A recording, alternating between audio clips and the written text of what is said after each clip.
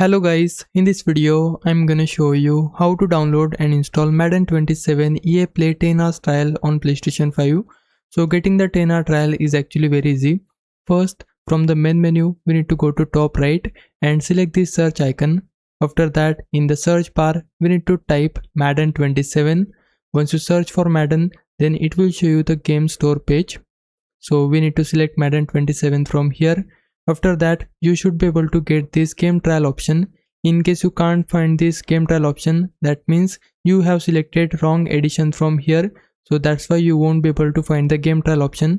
So just select these three dots. After that, select the standard edition, and then you should be able to get this game trial option available for your game store page. Now to play the game for 10 hours, we need to have active EA Play subscription. It will cost this much amount of money for me in my currency. For you, it might be different. So once you have the active EA Play subscription, then just select the game trial option. After that, it will start downloading the game on your PS5 and you can start playing the game. Hope this helps. Leave a like and subscribe my channel. For now, thanks for watching.